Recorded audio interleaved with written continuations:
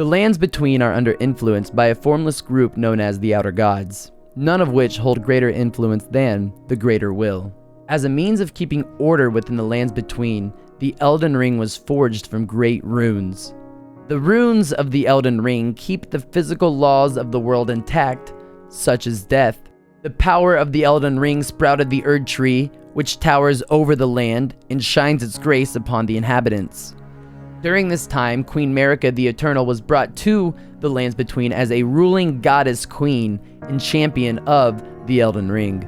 It is important to mention that she did have a brother, and this brings us to the purpose of today's video.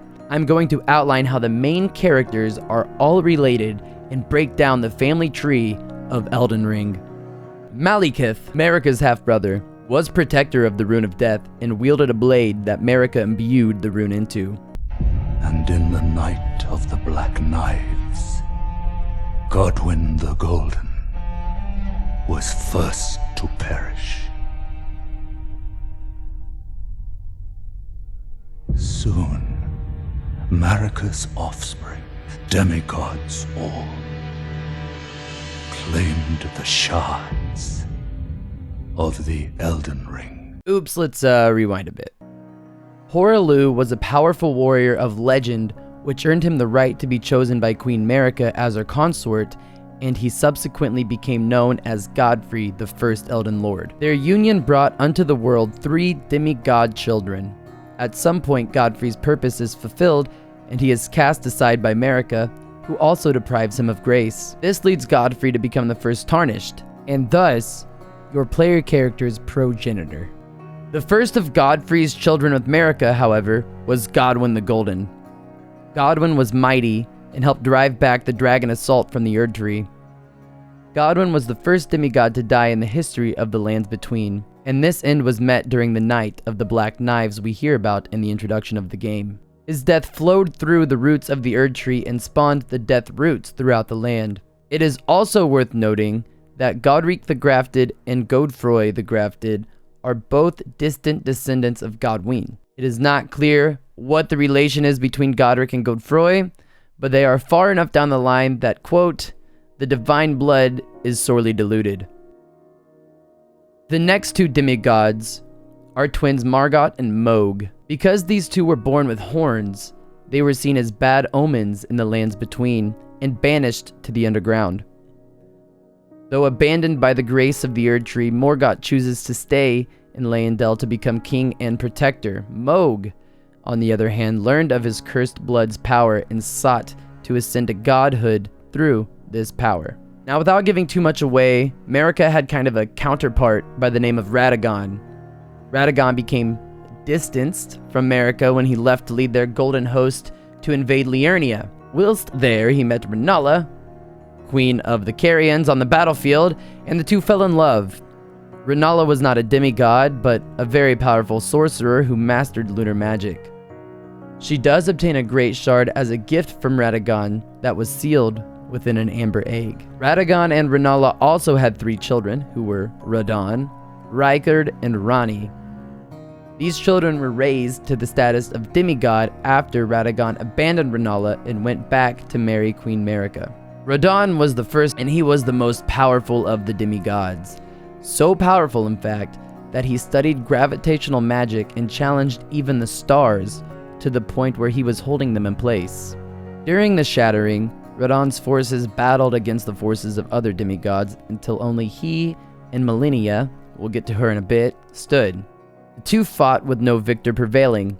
In the end, Malenia raised her scarlet rot to infect Radon and the entire lands of Caelid. This left Radon as a mindless, flesh-eating beast wandering the Caelid wastes until someone could deliver him a true hero's death to put him out of his misery. Prater Reichard had ventured to the volcanic region of Mount Gelmir and learned ancient hexes of the region, which he turned to practical sorcery.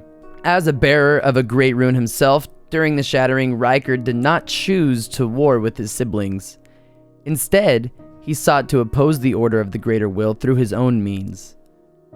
Through this, he gained a number of followers, and due to an attack from the capital, Mount Gelmir's defense became the bloodiest battle of the Shattering. However, in this quest, Rykard offered himself to the Elder Serpent of Mount Gelmir, and the two became one. This twisted his motivations to that of greed and gluttony. Rykard fed on his greatest champions in hopes that they would become part of his eternal being, and that one day they together would devour the gods. Lunar Princess Ranni is, in my opinion, one of the most complex characters we will run into. She is classified as an Empyrean, which is honestly something we still don't know a whole lot about yet. If you would like a video on what we do know of the Empyreans, please let me know down in the comments below. Empyreans are, for one reason or another, the only beings who are able to contain the Elden Ring, and Ronnie would have been the one to succeed Marika as queen. Ronnie was mentored by her master known as the Snow Witch. It is said that Ronnie's doll-like appearance was modeled after this master, as her physical body was cast aside during the Night of the Black Knives. After Radagon leaves Rennala and returns to Queen Marika, he becomes her consort, and they have two more demigod children, twins Malenia and Mikala. Both were also considered to be Empyreans, but both were brought into the world with terrible afflictions. Mikala was cursed with forever having the body of a young child, and spent his life seeking ways to undo these curses of he and his sister. It is said he, quote, possesses the wisdom, the allure of a god. And he also crafted a needle that could supposedly resist the influence of the outer gods.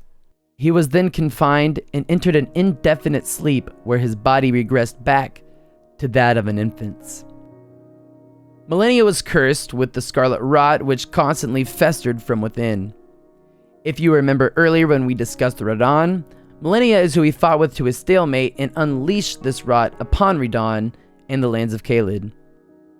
After this battle, Malenia returns to her brother Mikala and awaits his awakening as she believes he can still save them.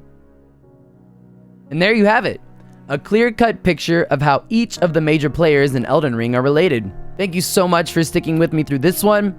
I tried not to go into spoiler territory and to leave as much up to you to discover while still making a complete video. I understand there is incomplete information here, and that is intentional. I simply wanted to lay a foundation to connect some dots between the major characters and give a brief description of their importance to the world. If you like this video, please give it a thumbs up because that helps a ton. If you're new, welcome, and don't forget to subscribe for new content. I stream every single night at twitch.tv/precision if you want to come hang out with me there. But that is all for me today. Thank you so much again, and I will see you all in the next one.